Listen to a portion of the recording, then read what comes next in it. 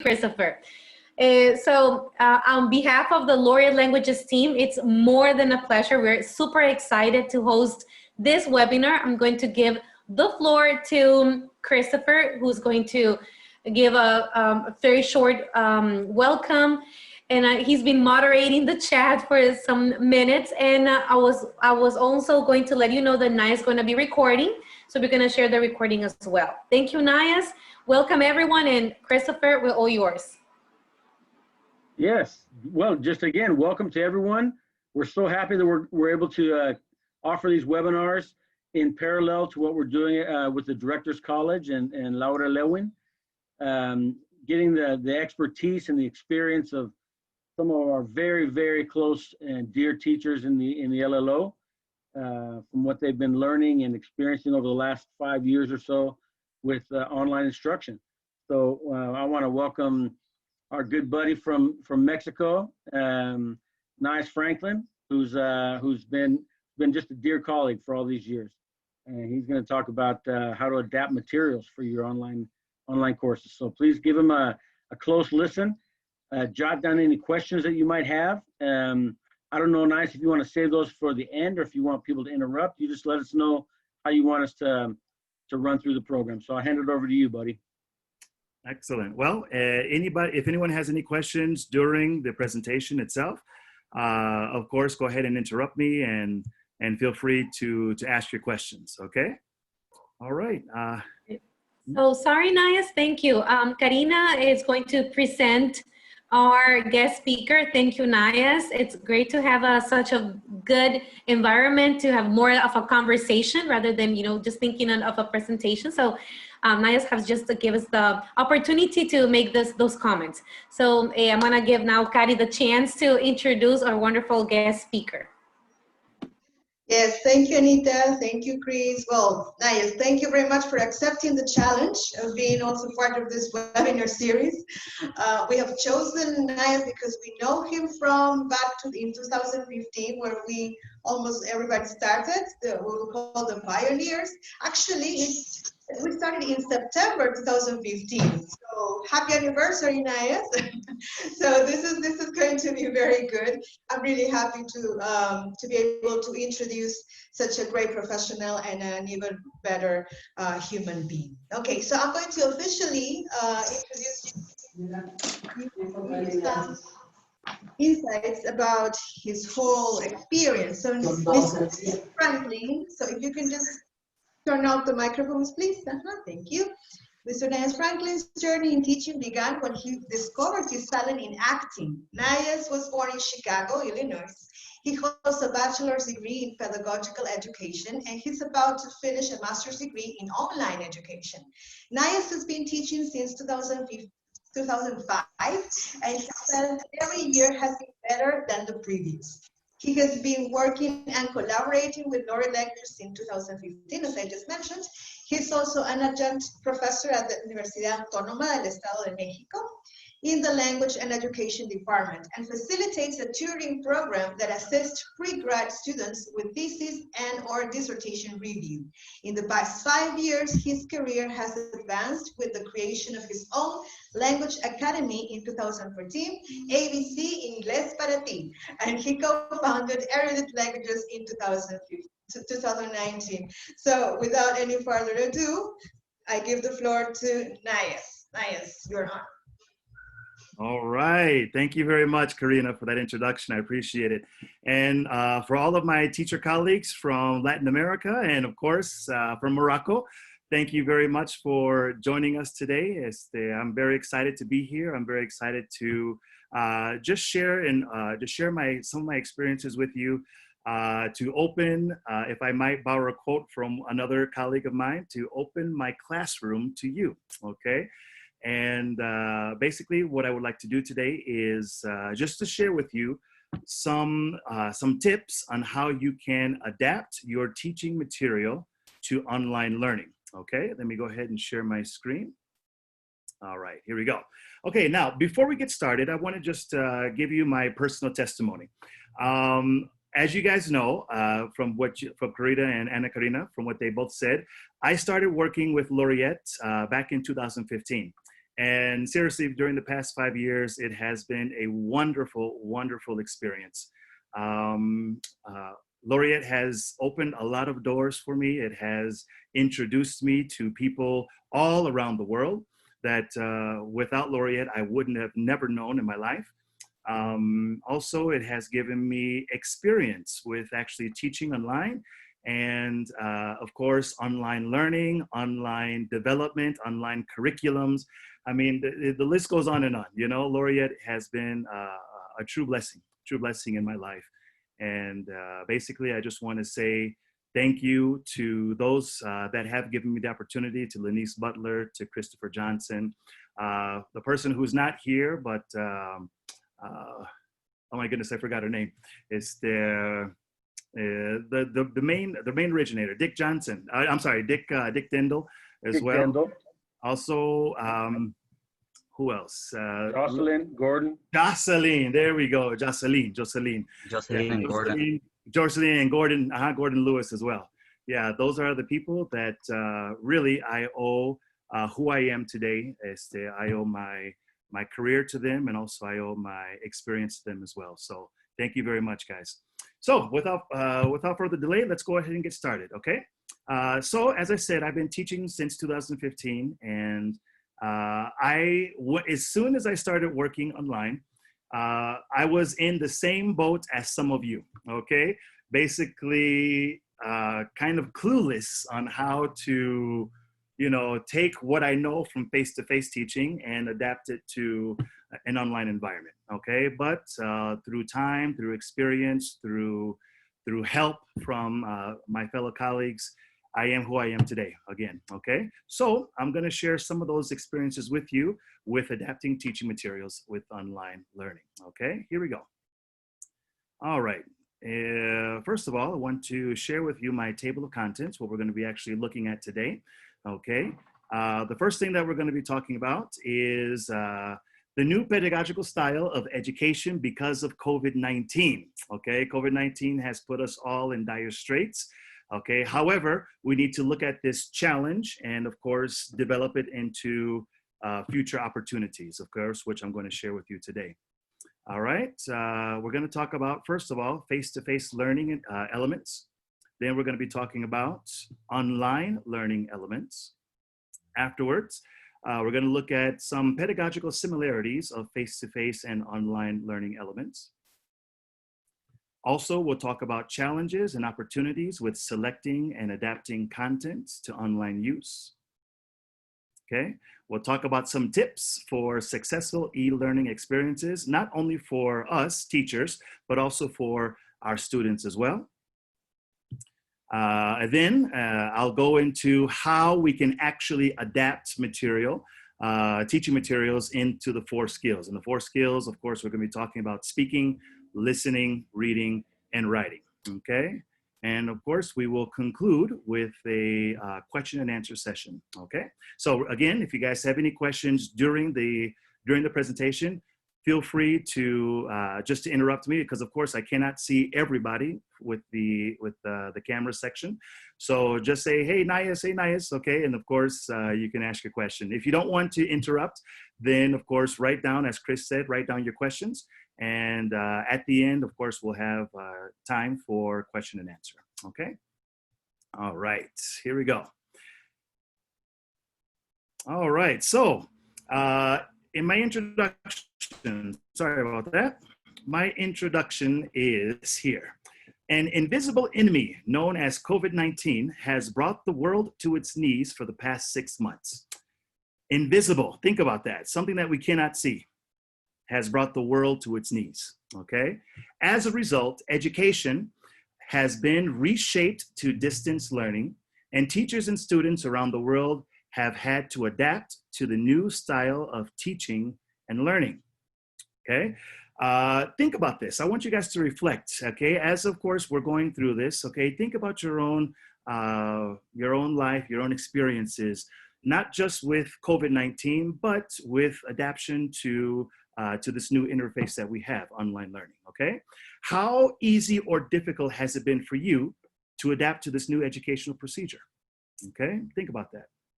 A recent report published by the International Association of Universities states that there is a lack of financial, government, or Ministry of Education support for higher education institutions because of this COVID crisis. Is this true for your institution? Okay. Have you had to invest your own money into these educational pedagogies that we have to adapt to? All right. Have you had to invest in educational material during the past months? Okay. Today, during this webinar, what I'm going to do is I'm going to show you how you can save money, number one, by adapting educational material, free, by the way, educational material, to meet your students' needs while they learn from home, and how to establish a natural learning process for them for the rest of the year. And you never know, it could be beyond as well, because we don't know when the vaccines are going to be ready. We might be stuck in this position up until midway of 2021. We don't know, all right? But anyways, let's go ahead and look at our challenges here, all right? Okay, now, first of all, what I want to do is I want to kind of borrow some information from Daphne, which she talked about last month, okay? Face-to-face learning environments, activities that we have or do in the classroom, okay? Here I have some activities that we're going to look at first of all. The first thing is class and group discussions. Class and group discussions, what is that? A group discussion is a communicative-centered strategy in which students are divided into groups and are encouraged to discuss the subject matter given. Group discussions can be dominated by the teacher or a group leader. The classroom climate is mostly autocratic, and most of the time the teacher is actively participating with students, accepting and or sharing ideas and views, okay? Remember, these are elements in a face-to-face environment, okay? Also, office hours and in-person meetings. Office hours are important for student learning, giving feedback and discussing classwork, okay? Of course, I'm sure all of you have had office hours when you were in your respective schools and universities teaching, okay? In-class presentations, let's look at this. An in-class presentation is a means of communication that can be adapted to various speaking situations, such as talking to a group, addressing an audience, or briefing a team, okay? Also, we had, okay, when we were working back in the classroom, we had sometimes guest speakers come in. A guest speaker is an individual that comes to your class to tell stories and or give lectures and add to the learning process, okay? Now, of course, in my case, working at the university, working with other schools in the past, I've had all of these four elements in my face-to-face classroom. Let's look at some more. Let's look at some more, okay? Another element for our face-to-face environment is using books and teaching materials, all right? For example, authentic materials are in print, video, or audio, okay, are things that students encounter in their daily lives, such as filling out a questionnaire or a job application, reading a menu from a restaurant, leaving a voicemail for a friend, okay, or even listening to radio programs and videos. The use of these materials for educational purposes is a fundamental part of classroom work, okay? All right, next, which I think is the most important thing in face-to-face learning environments, is the social interactions and our friendships that we as teachers develop for our colleagues, but also we as teachers develop for our students as well. Friends prevent loneliness and give you a chance and give each other a chance to offer needed companionship.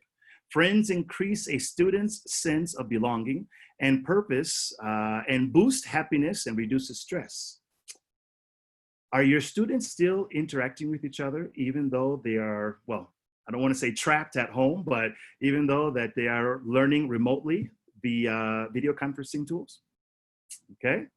And then lastly, face-to-face, another important element in face-to-face learning environments is teacher stage presence. A teacher's stage presence is vital to keep students' attention focused on the task at hand instead of them just daydreaming or getting distracted by someone or something, all right? So of course, these are all important elements that we used to have in our face-to-face environments, okay? Now, what I'd like to do is to show you some online learning environments, okay? These are activities that can be done in a video classroom, for example, as what we're using now with Zoom, okay? Using blogs, forums, and wikis. Blogs, forums, and wikis and discussion boards are web-based platforms through which students can create and share content as well as interact with each other and the instructor, okay? This is something very interesting, something that I want you guys to understand how to use, number one, which we'll be talking about a little bit later, but also how these elements, okay, these online elements can help us with the adaptation of our online material. Video conferencing tools. Video conferencing tools make class conversations more effective because people can speak face-to-face and read body or facial language better, okay? For example, right now you can see that I'm smiling, okay? Or maybe you can see that I'm frowning, or you can see that I'm sleeping, okay? With the use of with video. Now, if students don't have video, what do you see? You see their picture, or maybe you see their name, that's it, okay? But, okay, with video conferencing tools, okay, whether it's Zoom, whether it's Google Meets, whether it's Microsoft Teams, or something else, Skype, whatever, okay, it makes the learning process much, much better, okay? This tool, video conferencing tool, is a great tool that allows you to continue giving classes when face-to-face is not an option. Also, the use of cameras gives your online environment a more humanistic touch, okay? Another online learning element, the use of PowerPoint presentations. PowerPoint and interactive content software is now your new best friend. Trust me, okay? You want to really utilize PowerPoint for online learning, okay? You can combine text, graphics, multimedia content to create professional presentations. It's even better for teachers because you can save and reuse your lessons. What do I mean by that? Okay, for example, some teachers, okay, like to write on whiteboards or even on green boards, okay, blackboards, sorry, and they write their lessons down, but when the class is over, another teacher comes in, if it's not their homeroom, and all that information is erased, all of it, okay? And of course, if a teacher doesn't have his notes or her notes present with them, then that information is gone forever because it's erased, okay? You can ask a teacher, what did we learn in class before? Okay, but you say, you know, maybe some things were written down that weren't in the teacher's notes. With PowerPoint, it's different. With PowerPoint, you write things down, and basically PowerPoint is your whiteboard, your interactive whiteboard, okay? And that way, everything that you write is saved in a file, okay? And of course, when, let's say you have the same exact class the following year, you don't have to work as much because everything is saved on your PowerPoint presentation, all right? Let's look at synchronous presentation. Synchronous presentations or live classes allow students to ask questions while the class is in progress. An asynchronous or recorded class allows students time to deliberate and reflect before answering questions and writing solutions, okay? I'm gonna dive more into asynchronous work in a little bit. But again, synchronous presentations and asynchronous presentations, however you decide to do your teaching methods, of course, is very, very useful. All right, let's look at some more. We have 3 more for online elements. We have digital educational tools. What is that? Online educational apps are the innovative use of digital tools and technologies for teaching and learning, and is often referred to as technology-enhanced learning, TEFL, or it can be referred to as e-learning, okay? E-learning is, of course, something that we must use to make our students' lives more interesting, to motivate our students, okay? For example, you have Kahoot, you have Google Classroom, you have Jamboard, again, you know, all these apps out there that exist, okay? Some that you probably know already, but there are some that you might not know, okay? Of course, my fellow colleague, Robert Boyle, is going to dive into this a bit more with educational digital tools and educational apps the next month during our next webinar, okay? But yes, okay, we need to familiarize ourselves with digital educational tools as teachers, okay, during this pandemic. What about social media and collaborative projects? Okay, this is an online learning element because in the most general sense, collaborative projects are what? A special form of social media application use. Think about it. If your students are in face-to-face classroom, they're collaborating, okay? They are interacting. It's a social activity, a social project. Why can't that be also in the digital world, okay? Again, if you think about it, social media can be used for joint and simultaneous creation of knowledge-related content among our students, okay? So again, we're gonna be talking a little bit more on how we can use social media in order to get our kids, our students, geared more towards collaborative work, okay? And last but not least, we have pre-recorded audio and visual content. Pre-recorded lectures, for example, with videos or audio, whatever, okay, can benefit both you and your students. Teachers can use recordings to reorganize teaching time and rethink content delivery.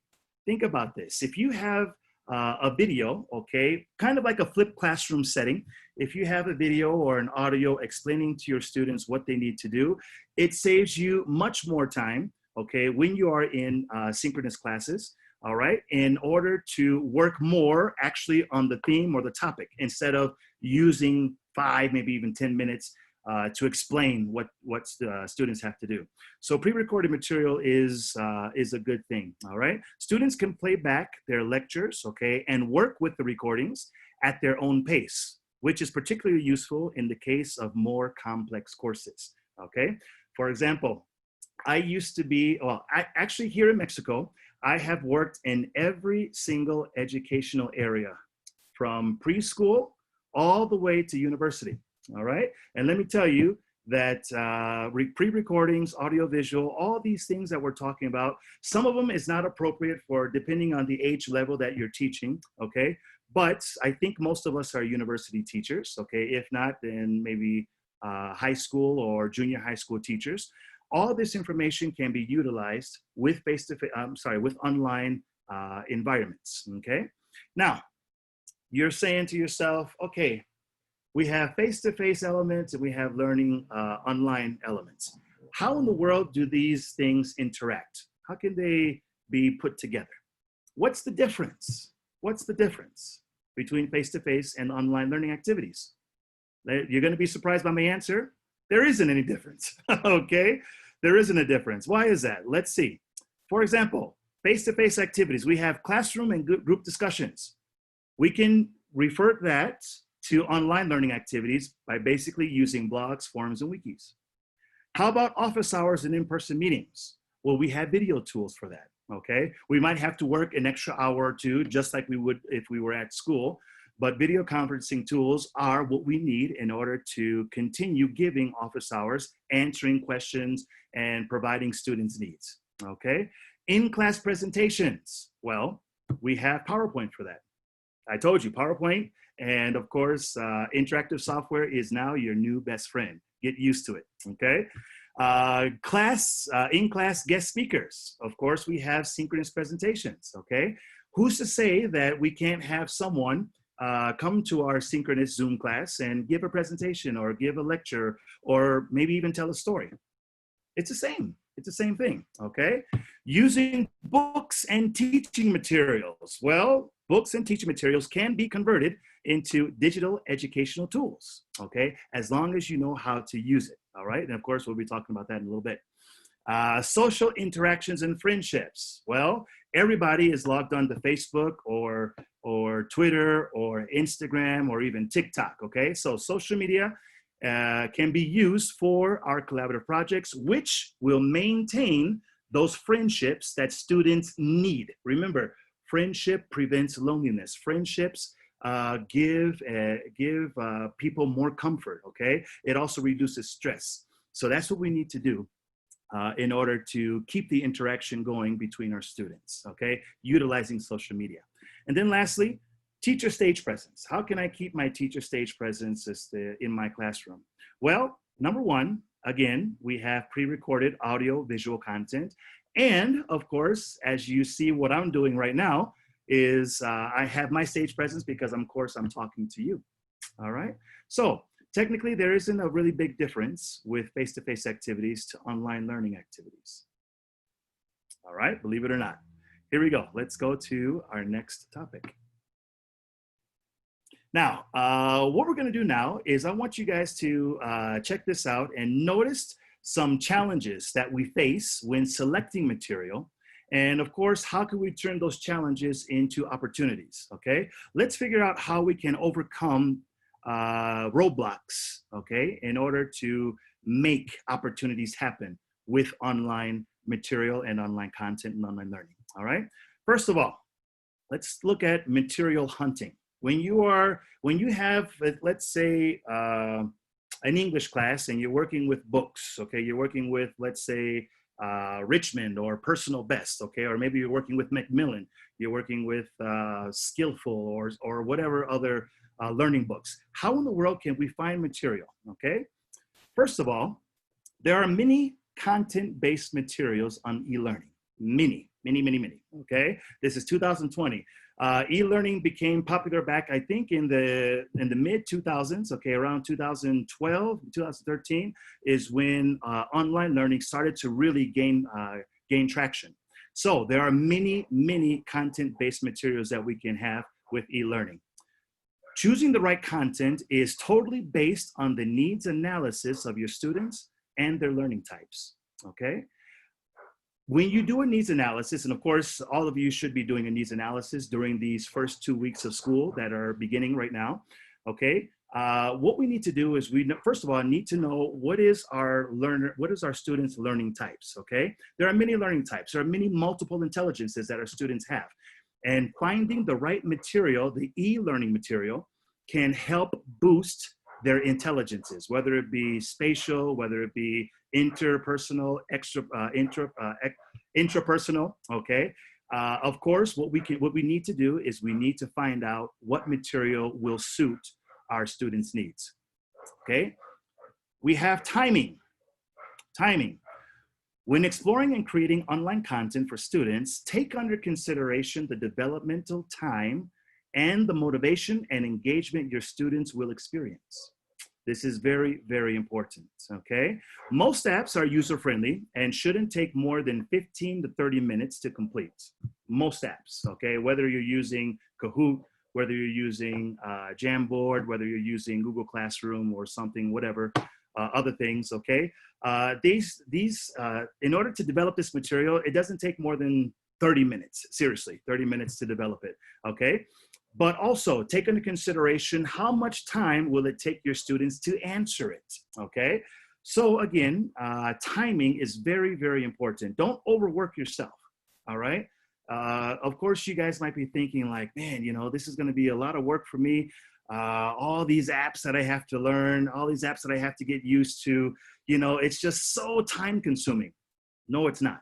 No, it's not, okay? You've got to be smart, okay, in order to find, again, the right tools that are gonna work for you, okay? What about things that they already know, okay? I like to call this section, they know these things, okay? Assuming your students know what to do because they use technology on a daily basis, again, they have their cell phones or, you know, their computers, their tablets, all that stuff. Assuming that they know what to do, okay, is a big mistake that many teachers make. Big mistake, okay? Because the thing is, students don't know, okay? Remember, we're teachers. We have to teach our students what they need to know and what they need to do, okay? So you must provide walkthroughs, screencasts, or even outlined instructions in order to maintain your human connection with your students so that they can perform their tasks outstandingly, okay? Just remember that, okay? Whatever app you use to give your students, you have to always have a walkthrough, because if not, then students can get lost, okay? And then last but not least, let's look at student focus. Be sure to show empathy to your students using the 3 strikes system, okay? Now, what is the three-strike system? Okay, that's a baseball metaphor for strike one, strike two, strike three, you're out, okay? Of course, during this time, we have to be even more empathetic to our students. We have to have more patience, okay? Don't underestimate their ability to learn at home, okay? However, you need, of course, to give them the instruction, okay, of what that they need. Just go with the flow and create content your students like and want to learn. Now, notice my subordinate clause, okay? While sticking to the scope and sequence of your institution's curriculum.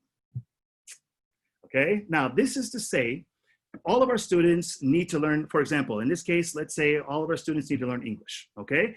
My institution has created a scope and sequence that I need, okay?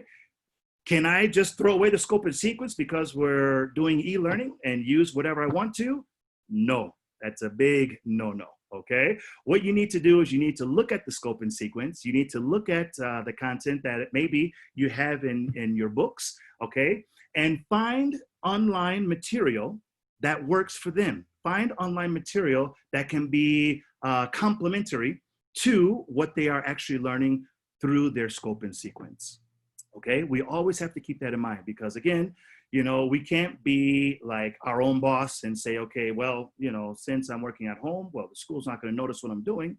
Okay, if you're recording your class, yes, they will. Okay, and also too, you know, like I said, most of our students are university students, but let's say that we have students that are in high school or even in junior high.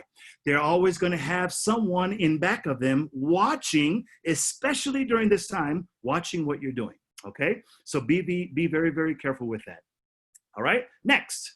I want to give you some tips for a successful e-learning experience. Let's follow this structure from the bottom up and explore how we can make our students successful e-learnings using this 6-step strategy, okay? I came up with these 6 steps for you guys especially, all right? So the last step, of course, is the first step. Number 1, enlighten. Enlighten your students how to use web tools. For example, how to use how to make podcasts, how to use video tools, how to use screencasts, blogs, wikis, etc., etc., etc. Okay? You will be helping them build a brighter future by being literate in technological advances. Enlighten your students, number 1. Number 2, adapt. Adapt your tasks for optimum learning experiences. Again, while not negating from your institution's precepts. Always stick to the scope and sequence. Stick to the curriculum and create supplemental and engaging activities that will, of course, support your students' learning. Adapt. Educate. Educate yourself, okay? Educate yourself. Always do your research and keep up to date with new technological advances in e-learning. There's like almost probably, I would say every single day, there's something brand new that someone from somewhere in the world creates in order to help the education system and also the education in e-learning, okay? And it's good that we have to know these things, okay? Always educate yourself and also educate your students with these new technological advances that people are coming out with every single day, every single day. The next one is ethics. Ethics. Initiate and maintain an online environment of self-discipline, honesty, and integrity, okay? For example, right now, we are in quarantine, as you guys know, okay? Now, for example, when you have to create tests, when you have to create homework assignments, okay? And of course, you give those tests and those homework assignments to your students.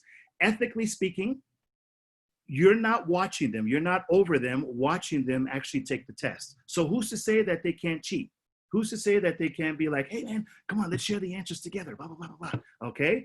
You, as the teacher, have to maintain these guidelines as you did when you were in your classrooms, okay, of discipline, of honesty, and also of integrity, okay? We're not building a society that is lawless, okay? We're not trying to create a society that is, okay, well, you know, you scratch my back, I scratch yours, okay? Even though that's okay, okay? Lawlessness, no, but scratching my back, scratch yours is okay. However, Patience was a virtue in the classroom, and you will have to be even more so in the online sphere of work, all right? Just make sure your students know that the same guidelines that applied in face-to-face learning are applied in online learning as well, okay? The next one is standardize. Standardize. Create checklists, rubrics, progress reports, and even achievement forms for your students.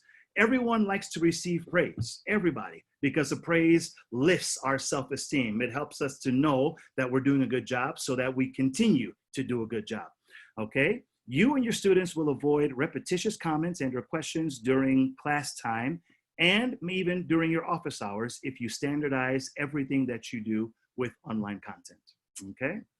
And the final thing, which of course is the most important, is autonomize. Make your life easier, okay?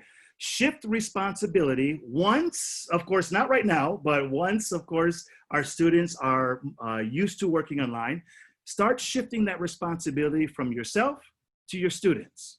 Promote autonomous learning while sustaining teacher-student tutelage. Okay, we're not trying to build robots. We're trying to build people that that can think critically, people that can make decisions, and also people that can work on their own. Okay, so autonomy, of course, is one of the most important factors that will help build a successful e-learning experience for your students. All right. Any questions so far before I continue? Okay, there are several comments, I think, in the chats. Let me look at that, okay. All right, Christopher says LMS platforms for content and interactivity, very good. All right, someone, I think you're using your cell phone, the cell phone code 1G. This topic is a hot issue, but I have to leave because, oh, I'm sorry that you have to leave. Bueno, but anyways, okay. And also Edward says, instructional videos for asynchronous task online material through check and level of professionalism of the site. If it is updated regularly and also verify if you need to go ahead from the authority before having the students work on it. Exactly, Edward, exactly, okay? All of these things are very, very important elements in order to implement during this time of, the pandemic, okay? Let's continue. Let's continue. Now, all right, last but not least, what I want to do is I want to share with you some things that I actually use with my students at the university and also with my students with LLO, with Laureate Languages Online, okay, in order to use the 4 skills, okay? And these ideas have proven worked. They work big time, okay? Now, first of all, let's look at adapting the teaching materials in the 4 skills. We're gonna focus first of all on speaking. Speaking activities can be easily adapted to online environments through critical thinking and online apps, okay? First of all, the use of podcasts. Students can improve their English language skills without the use of textbooks in a fun and interactive way through podcasting, okay? For example, some free apps that you can use, okay? I will make all of these websites in a discussion board on our COP, okay? I'll do that just in case you would like to jot these things down, okay? First of all, you have Podomatic.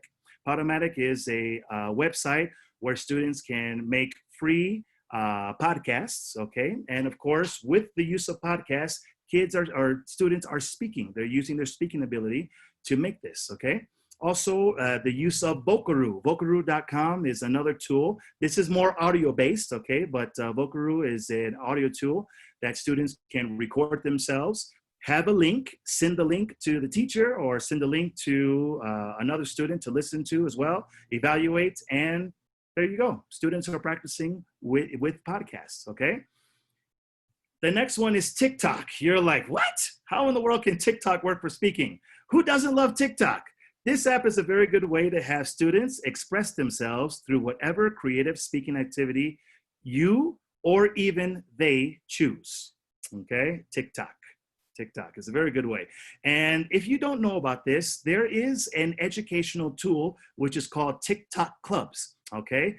You can actually create clubs, okay, with students using TikTok where they can share content with each other. Again, this is a good speaking tool where students can maybe do a show and tell or do a small presentation, or again, whatever creative speaking activity that you can come up with. This is a great tool that students can have with while learning and also having fun. TikTok, okay? The next one is YouTube. Students can use YouTube to post a whole array of speaking activities, and in the process, become a YouTuber at the same time. My 10-year-old son loves YouTube, and he always tells me, Dad, I want to be a YouTuber. I want to be a YouTuber, you know? He makes videos right now of him playing video games and just having fun with his friends. And that is actually speaking, guys. That is actually speaking because, again, other people can come and watch the video, listen, and also maybe learn something in the process. Again, my son likes to play video games. He likes to explain what he's doing when he's playing the video games. And of course, to show, well, the entire world, okay, how he is playing the video game and how, of course, he can get to new levels and this and that. What's not to say that we can't do the same thing with YouTube, okay, as far as when it comes to speaking ability, all right? Another one that I love to use with my students, and my students love to use, is an application called Screen-O-Matic. If students are making an audio visual tutorial, or they just want to give an individual, for example, PowerPoint presentation from their own device, okay, then this app is the way to go. Screen-O-Matic, okay? Screen-O-Matic is basically a screen sharing application where you click record and everything that you see on your screen is recorded. And of course, there is a box where you can see yourself speaking at the same time, okay? Screen-O-Matic is free, 100%. It only gives you about 15 minutes of recording time, but again, you receive your own link that you can post online, post in blogs where other people can watch your presentations, okay? And another thing that focuses on speaking is pics say 1,000 words. Pictures say 1,000 words. Any picture can be dissected by anyone from their own perspective. The use of pictures is a good tool to get students talking and expressing their points of view, okay? Now, these two websites, okay, Pixabay and also Unsplash, you can find literally hundreds of thousands of pictures that are royalty-free that you can use in and outside of your classroom, okay? And again, with the use of pictures, students can create stories just by looking at the situation. Students can maybe tell a story, even place pictures together to where, okay, so put these pictures in sequence and tell a story, okay? Whatever you want to do, again, be creative, no? But if you want free and royalty-free pictures, then Pixabay and Unsplash is the way to go, okay? So that is our speaking focus. Let's look at listening focus, okay? Listening focus, again, the use of podcasts, okay? Students can improve their listening skills without the use of textbooks or listening CDs that they have from the textbooks in a fun and interactive way. For example, BBC podcasting. BBC podcasting is a very popular tool that I like to use with my students at the university because BBC has a lot of topics that they have in podcasting. Okay, which students listen to. I use it for comprehension skills. I use it for discussion topics, okay? And of course, other creative activities I can use it for as well. So BBC, also you have TED Talks is another way that students can focus on and improve their listening skills, all right? Google Play Store. Google Play Store. Google Play Store has many apps, many apps, you know, not just games, okay, or movies. There are also educational apps on Google Play Store for e-learning, all right? All you have to do is just keyword ESL listening activities, okay, when you're in Google Play Store. And then, of course, scroll up and decide which app would be best for your students to listen to, okay? That's Google Play Store. Again, we have YouTube. Students can use YouTube for listening activities, okay? However, there's one thing about YouTube when it comes to listening activities that I want you guys to be very, very careful with, okay? You have to be very sure to choose your videos wisely because a lot of videos on YouTube, especially in the education sector, have inaccuracies, okay? Inaccuracies with pronunciation, inaccuracies as far as grammar translation or grammar teaching. It depends on what type of listening that you're doing, okay? But again, make sure that if you use YouTube for listening activities, choose your videos wisely, okay? This is a most famous one here in Mexico, okay? Randall's Cyber Cafe. If you've never heard about this guy is awesome. You know, he has made he's made hundreds of listening activities, okay? This site helps English as second language students and English as foreign language students improve their English listening comprehension through conversations and also videos, okay? This is Randall's Cyber Cafe, a very, very good tool to use, especially for corpus listening. Corpus listening is authentic listening, okay? Because sometimes Randall is unscripted. He just has, you know, I don't know who he has, but maybe his students or someone. He has people that he's talking to that is totally unscripted, but basically it is a conversation that they're having, okay? And below the listening, there are normally between 5, maybe 7 or 8 questions that you have to answer in order to gain comprehension skills. Randall Cyber Cafe, okay? And lastly, textbooks. Who's to say that we can't use listening CDs and textbooks for listening focus, okay? There's nothing wrong with using our textbooks during our online classes, nothing. I do it, you know, I use my textbooks. Again, I want to stick to the scope and sequence of my university. So of course I use my textbooks, okay? Just enable, okay, depending on the video conferencing tool that you're using, okay? I think most of us are using Zoom, okay, for our classes, okay? But also Google Meets and Teams works for this as well. You just have to enable your computer sound and share the CD content to complete your exercises in the book. Simple, very, very simple, all right? So that is listening focus. Now, let's look at reading focus. Reading focus, we have ebooks, number 1.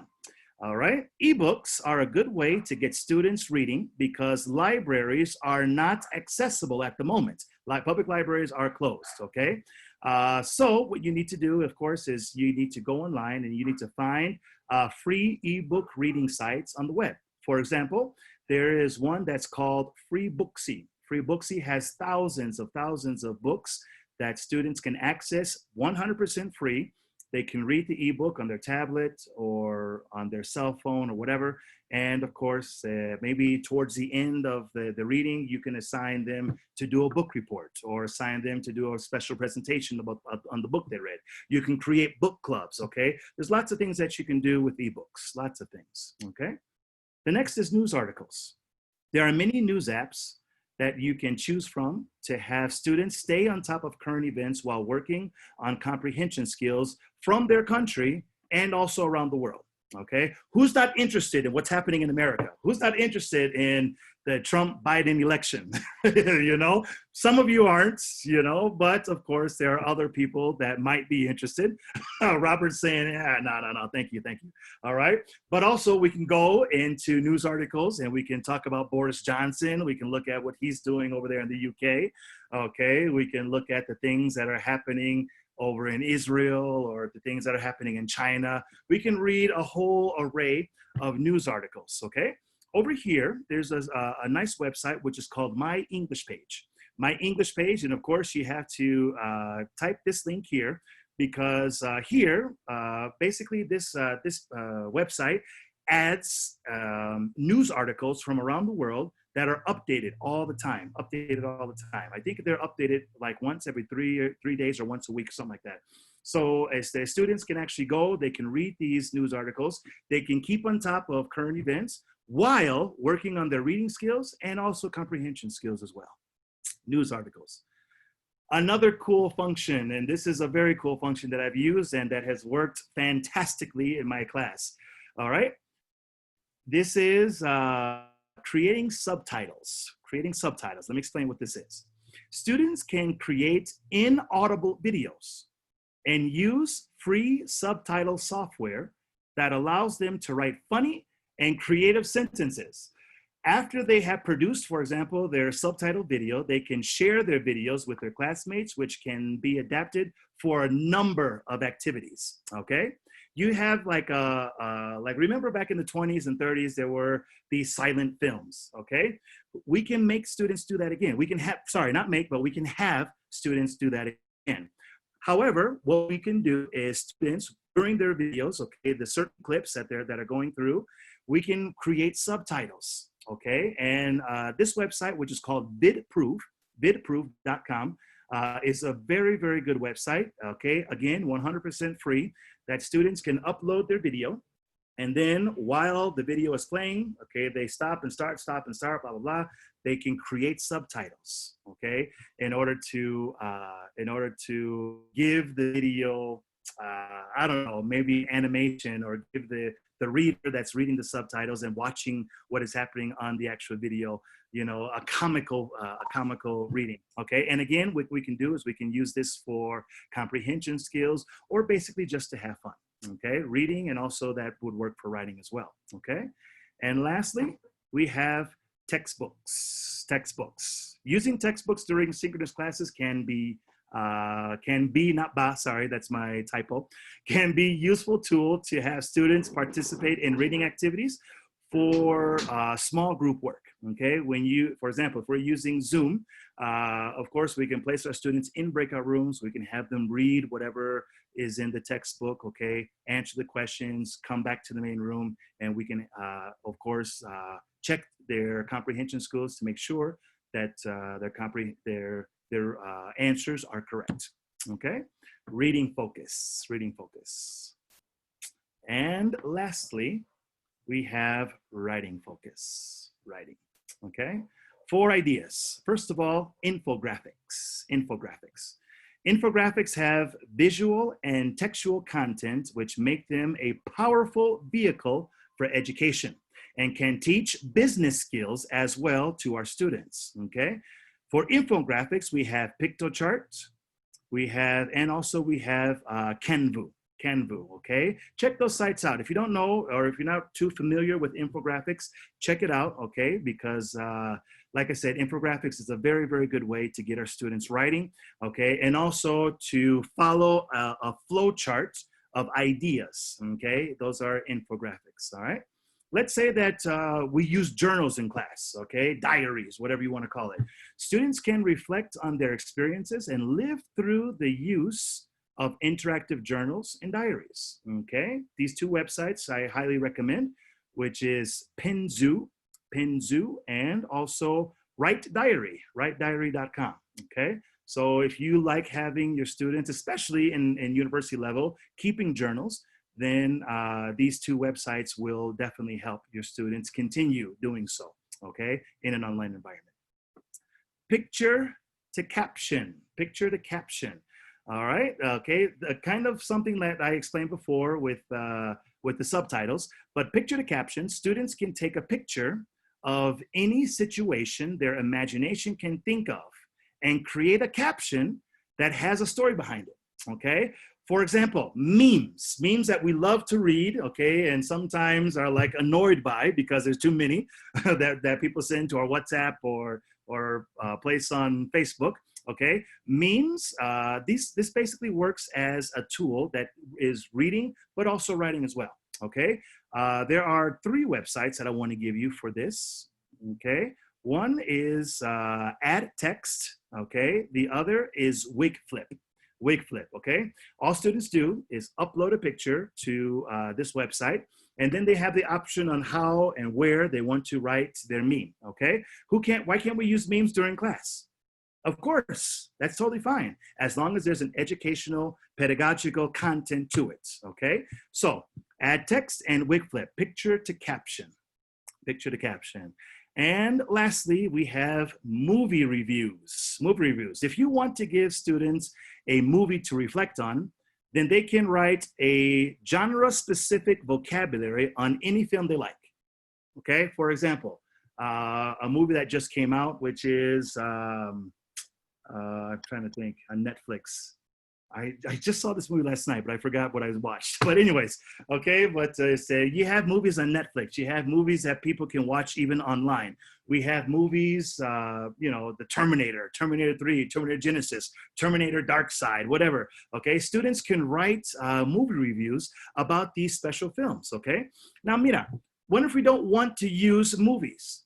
Also, if you don't want to use films, then students can also write a review over, for example, a book, as I mentioned before, okay? Or maybe over a YouTube video, or even over a TikTok video. You never know, okay? Also, of course, which my son loves to do, he likes to write about the video games that he plays, okay? So movie reviews and basically just reviews in general help our students with their writing, okay? And again, writing is one of the most difficult skills to master as a language student, okay? One of the most difficult, because there are mechanics that we need to follow and that we need to know. With the use of these online tools, we can definitely make sure that our students have a fun time, a motivated time, and also a cognitive time doing all of these materials, okay, with online content. All right? Very good, very good. Now, to conclude, as you can see, everyone, anything can be adapted from face-to-face learning to online learning. You just have to be creative and know the needs of your students so that they can have the best experience in online education. Thank you very much. Great. Thank you, Nayas, so much. I know some of you guys had to leave. Some of you guys left some messages, but we would like to open the floor to all of you. So if you have any question or discussion, comments, I think as I was listening to Nayas, I think it will be very nice if we can hear if you have used some of the resources Nayas has shared, or do you have a different one, so we can have a very good conversation. And second announcement, Alan shared with us a link. So please, if you have the chance, please just leave some information there so we can send a certificate, okay? Nayas, you're receiving many compliments, so I'll give you back the floor as well and open the floor for everyone that would like to share their comments. All right, thank you very much, Karina. Thank you, thank you. So if you guys have any questions, okay, you feel free to ask. Again, we have, everyone here has knowledge, okay, with working in online learning, okay? So for example, if anyone else would like to answer some of the questions that have been asked, of course, the floor is open, okay? If you do have a question, please go ahead and unmute your microphone and feel free to speak. Anybody? Nice. What is the platform that you used for this presentation? The platform that I use actually is Captivate. Okay, this is actually a software Adobe program. Captivate. Yeah, Captivate. It's an interactive learning software that works with PowerPoint. Okay, and of course works with interactive activity. Captivate. So was your original platform then PowerPoint that you? Yes. That you adapted to, or you loaded up to Adobe Captivate? Is that how it works? Well, the thing is that of course I made my draft, okay, with PowerPoint, and then after that I took some of the material that I had, and of course I included, in order to make it more interesting, more eye-popping, you sort of say, okay, in order to use that, okay. Rob, I think would like to add something to that, please, Rob. Yeah, it's called piggybacking. Yeah. Where you start with PowerPoint, and then you use PowerPoint as a base, and then you add it, or you import it into another software, like Captivate, to include all the interactions that Nayas used in Captivate. But yeah, very slick. I liked it. Thank you, Chris. I appreciate that. Thank you. Any other questions?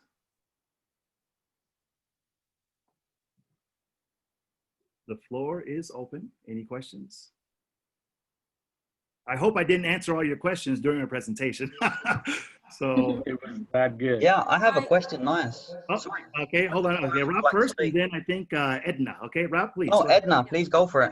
Edna, okay. Oh, Thank you so much. My question is, what would be your suggestion in order to teach Mexican young boys, like 7, 8-year-old, because I think that they lose their patience and they lose their attention very quickly. Yeah. So what would you suggest? What would be your best tip? Well, my best tip actually is because in my business, I have a English Academy here in Mexico. I live in Texcoco, by the way, Edna. Texcoco is very close to Mexico City, Mexico. Home of the horse fair, la Feria de Caballo. Okay. I would suggest gamification. Gamification would be your best option for young boys, okay, in order to get them learning. Okay, if you just go in Google, type in keyword gamification education apps, okay? Type that in Google, and of course you will have, you know, thousands of resources that you can find that are game-based, however, have a pedagogical, educational use to it, okay? Gamification. Anyone else would like to add to that? Fortnite English. There we go. Yeah, Fortnite, yeah. Okay, good. All right, thank you, Edna, for your question. All Thank right. you so much. My pleasure, Edna. Thank you. Thank you. Any other questions, guys? I see microphones are open, but if you like to ask something, feel free to. Hi, Nayas. This is Francisco here. I just wanted to know, how do you deal with web-based assessment in terms of reliability and validity when talking about when we are moving to online teaching? Yeah, okay. Well, it all depends on, first of all, how you want to do your assessments, okay? For example, in my case, in order to assess my students, I use Microsoft Teams, okay? There are several applications in Microsoft Teams that can help you with assessing your students, okay, by asking questions and answers. Also, there's another program or another online program which is called Flexi Quiz. Flexi Quiz is something that you have to pay for. It is, I think, $20 a month, which comes out to about 500 Mexican pesos per month. Okay, but with Flexi Quiz, basically you go on, you create your quiz. There are many options, okay, on how you create your quiz. For example, multiple choice, open answer, closed answer, close. You know, there's a lot of options that Flexi Quiz has. But for assessing, I love this. I love that platform because number one, it makes my life much easier. Number two, number one, because I don't have to grade. It automatically grades for me, okay? Number two, you know, you're helping the environment. You know, you're not cutting down trees and using paper just to throw away in the garbage after, you know, the students finish their exams, okay? So I would definitely recommend looking into Flexi Quiz, flexiquiz.com, okay? Also, Microsoft Teams. You can open up a free account, and there are apps on Microsoft Teams that you can use in order to grade and assess your students' learning. So in that sense, you mean that this platform, there are no chances to copy and paste for students to get the answers in advance? So well, is a reliable source? Yeah, definitely. For example, students, well, in this case, remember I talked about honesty and integrity before, okay? You have to really instill in your students that, okay, for example, with Flexi Quiz, you have a link. When your test is ready, you send that link to your students, and then of course your students answer. But again, what is to say that your students cannot, you know, come together, copy, you know, and do the test together, okay? Some of these software tools, for example, Flexi Quiz, there's an option where you can randomize the entire test. So when students take the test, okay, for one student, okay, they would have a certain questions in a certain order. But for another student, the questions would be in completely different order, okay? And with Flexi Quiz, it arranges, like I said, if you just click the button that says randomize questions, then that way you can discourage cheating. because no one test is exactly the same. All right. And for example, whoever, let's say if you have 30 students, then the test will be arranged differently for every student that is taking the test. There's not like a test A, test B, blah, blah, blah. All right. It's just random order. Okay. Random order. So yeah, that is something that, that you might want to look into. All right. But as far as them taking tests together, that is, like I said, you need to talk to your students and you need to tell them, okay, look, we follow certain guidelines, ethical guidelines, integral guidelines in order to avoid cheating. Okay. So that is something that you have to, you know, lecture your students about before they actually take tests. Okay. But yeah, definitely, Francisco, look into Flexi Quiz. All right. Or even check out Microsoft Teams, some of the applications that it has in order to develop your assessments. Okay. Any other questions? I just want to add something. I think Francisco's question is great. And there's some applications and some integrations like SafeSign that make some comparisons. The best way that I've seen SafeSign work, it's an integration with Blackboard. But you know, it's not that every institution or everywhere we teach, we're going to use it. But I think there are a lot of different platforms like the LMS states that Chris mentioned at the beginning of the webinar.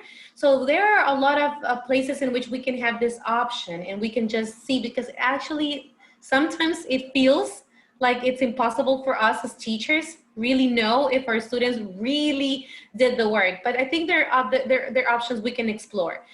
So for Francisco, I think this is something that we all need to, you know, to be concerned of, right? So thank you, Francisco, for bringing that up. And thank you, Nias, for your feedback. Yeah, SafeSign integrates with Blackboard, but you can also integrate Unplag into True. Blackboard, which is plagiarism software. But it also locks their screen so they can't skip screens. There are also URL trackers and IP trackers that you can input into Blackboard. Thank you, Robert. That's true also. Yep. Nias, I think you're muted. You're on mute, Nias. I apologize. Okay, Francisco, I was just going to say that, for example, in my case, my institution does not use Blackboard, okay, but Laureate does. Okay, so yeah, definitely the tools that Anna Karina and also Robert have mentioned will help avoid plagiarism, cheating, and anything else that students might have, you know, in order to copy and paste and things like that. Okay. But again, if you just talk to your students, you tell them that you want authentic material, you tell them that you want them to be, you know, true people of society that, you know, don't copy from others, but, you know, they can help each other, which isn't bad. Okay. But again, when it comes to testing, you know, those are things that you need to instill in your students, and so that they know that you know, that is not acceptable. Yeah, the thing is that I wanted to make the relation between the topic that you cover and this part of assessment that is also involved. Because as you mentioned, there are many things that may be similar, but when we are teaching online, we can't be supervising our students into the classroom as we do online. So that's an important aspect that I wanted to consider. Yeah, definitely. Okay. Yeah, I was just going to add that proctoring software, in other words, software that can serve the function of, you know, of a teacher looking around the classroom, is getting better and better. It's still, I would say, it's still not near where we might like it to be, but the idea of proctoring software is that the students would be required to have their video on during the exam. You could track their eye movement to make sure they're focused on the screen.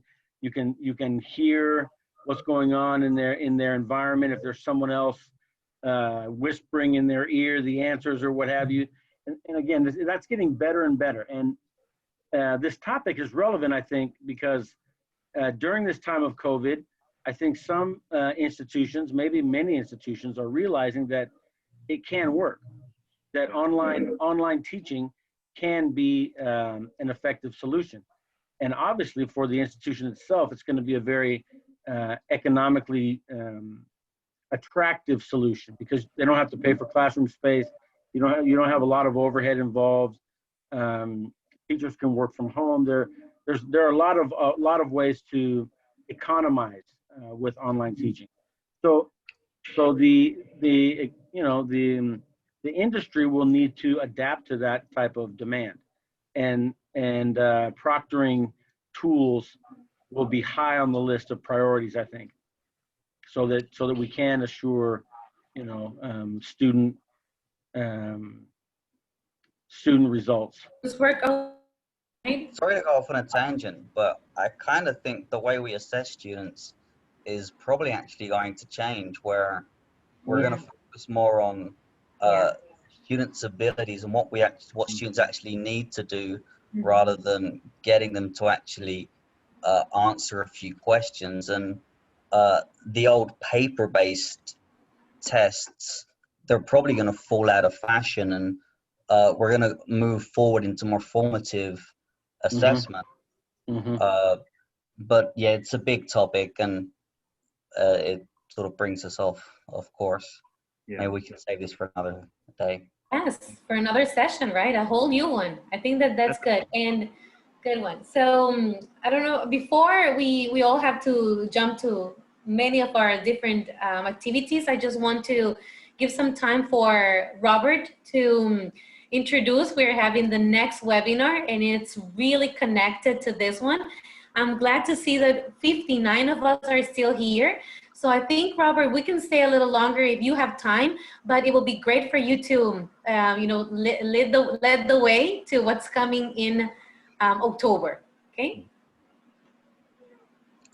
Thanks, Anna. I wasn't really prepared for it, but yeah, I'd just like to invite all of you to our session in October.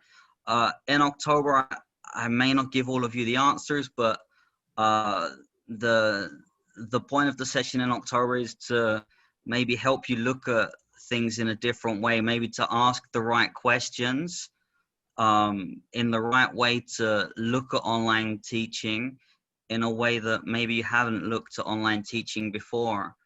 Maybe think about the resources that we have in more of a what can we do instead of what can't we do way.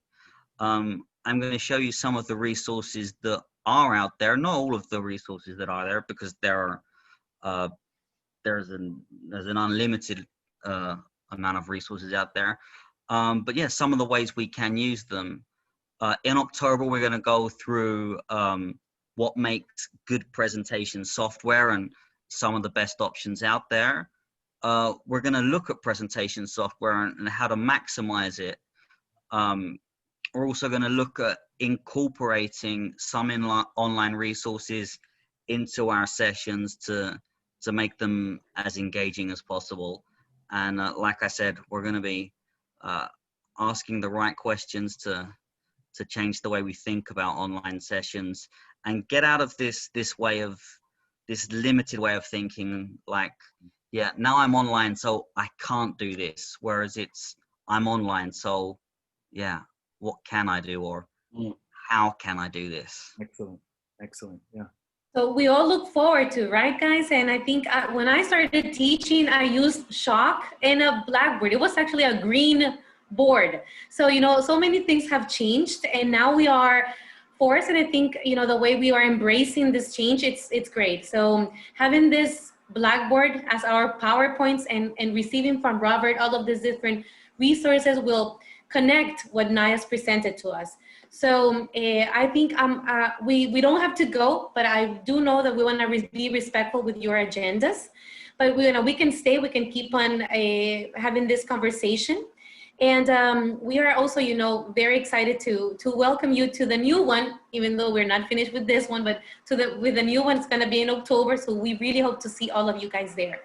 Okay, so we can continue, Nayas, right? Thank you, Robert. I know you were not prepared, but you're always prepared, like a Boy Scout, always prepared, right?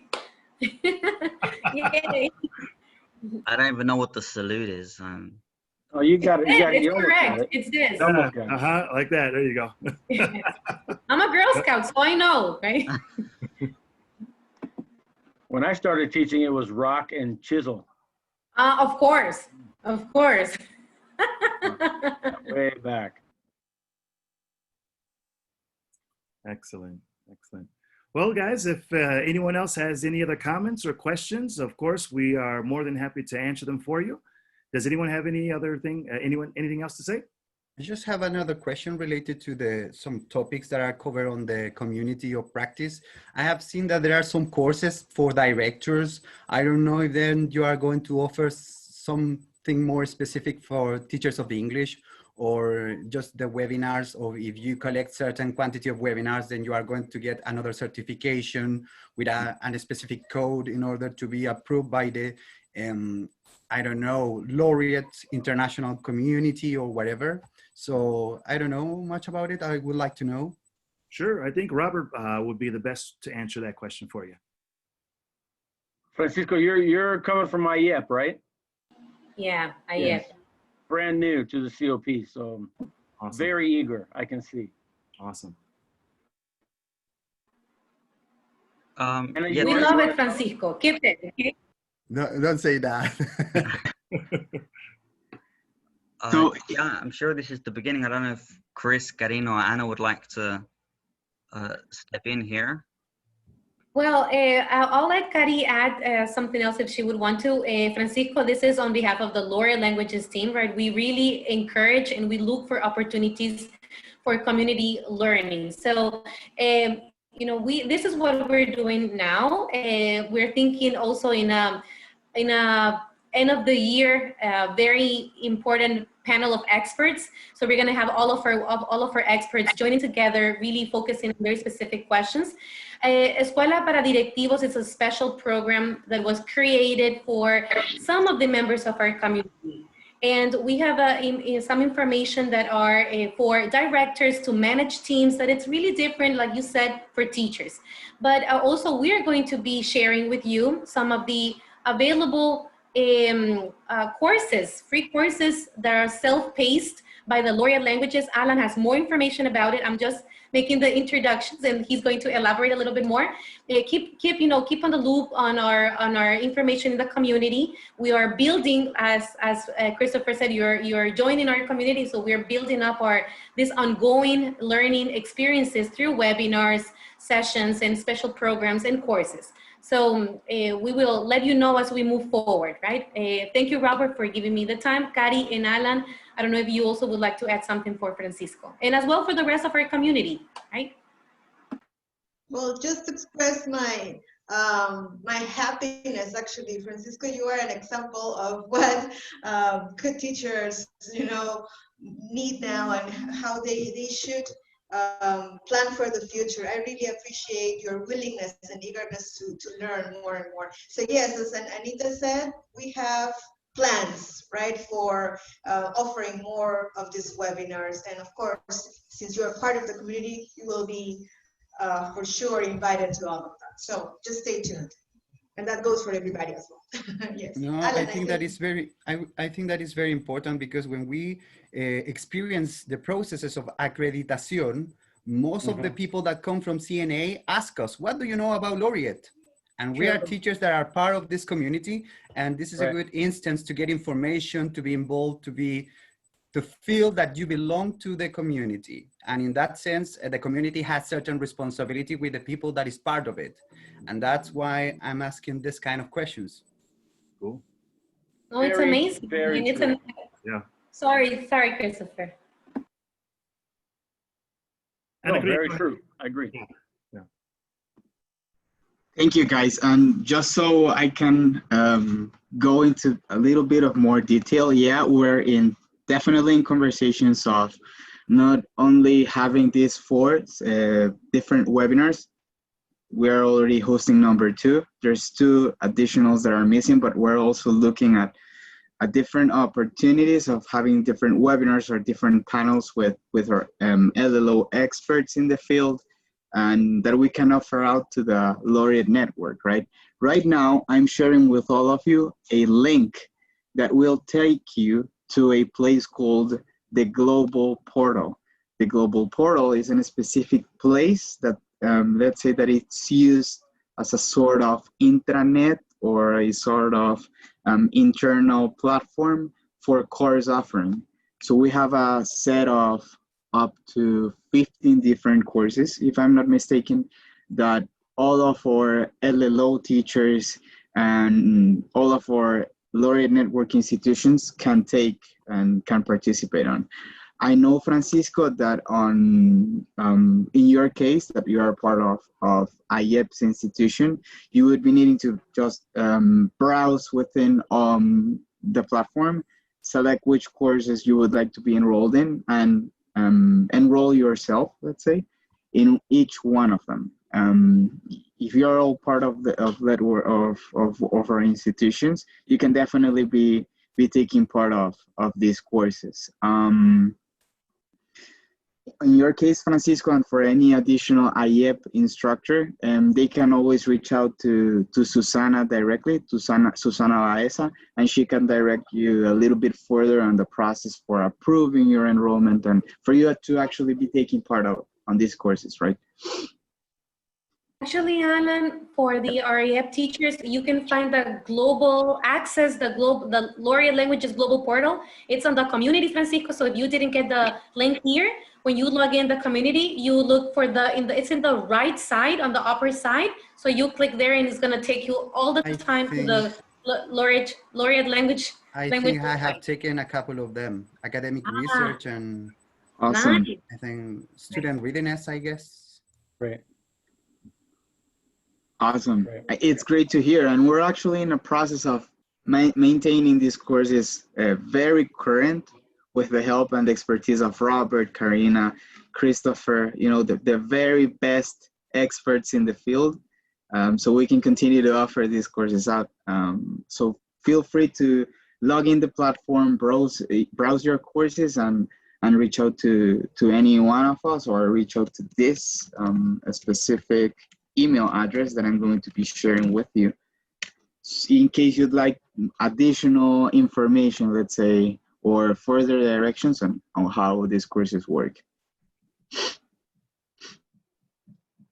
There was a question that one of my students, because I have maybe 2 or 3 students here from actually my university, and one of my students wants to know, do you have to be a part of the Laureate program in order to access the Laureates Global Network? Yes. You do? Good question. Mm-hmm. You have to bring. Yes. Sorry. Yes. Yeah. Okay. Yeah. Yeah. Are there any other tools that could be available for non-Laureate members, Alan, at this time? Well, or no?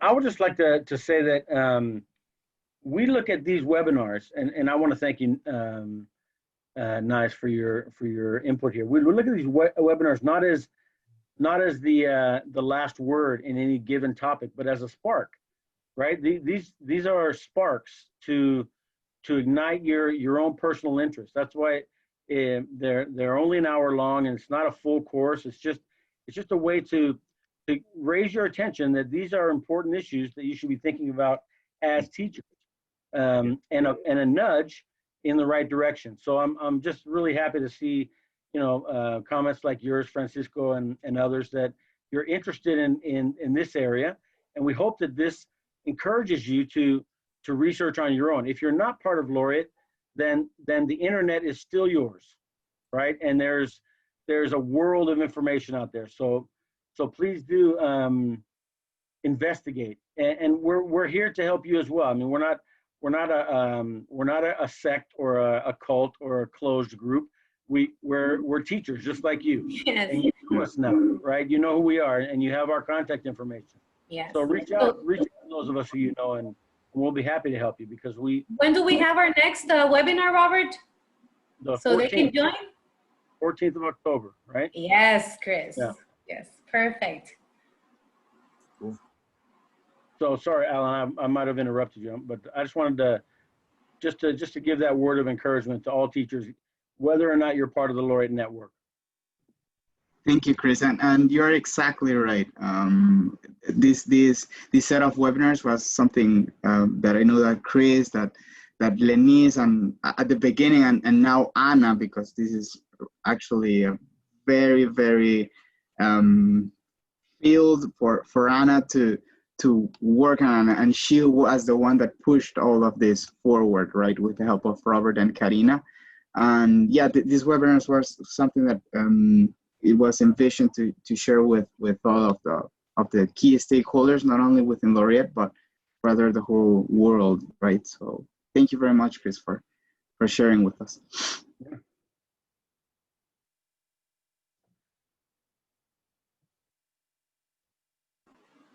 Okay, and no more questions. I think it's such a nice way to end our session, embracing the worldwide community of teachers. You know, we do this because our heart is there, and if we can help others do a better job and improve the learning experiences our students have, that's amazing. So to Panama, Costa Rica, Honduras, Brazil, Mexico, Peru, Chile, all over. I think we have someone in Canada, so many people from all over the world. Colombia, un parceiro, okay? So I think that's such a great way. So thank you so much for joining us. It's been such a great way to listen to all of you, and let's embrace each other as we embark in this. Like Naya said something that we'll be kind of scared, and we might be going through this activity through whole 2021. So, right, this is our new reality.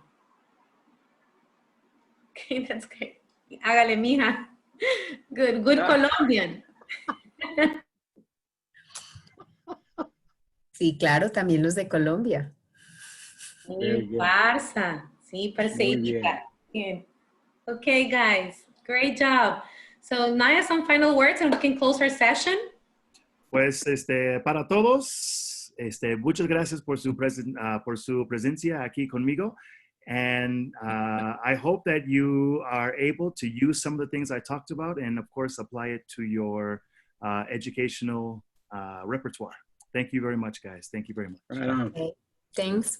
Muchas gracias. Thanks, Hasta luego. guys. Sure. Chao. Take care, guys. Thanks, Take care. everybody. Thank you so much. Estén bien. Ciao. We'll see you guys October 14th. Robert Boyle, the star of the show, will be Right presenting the next one, okay? Looking forward to it, Robert. Take care. Bye-bye. Bye. See you next month. Take care. Bye. Bye.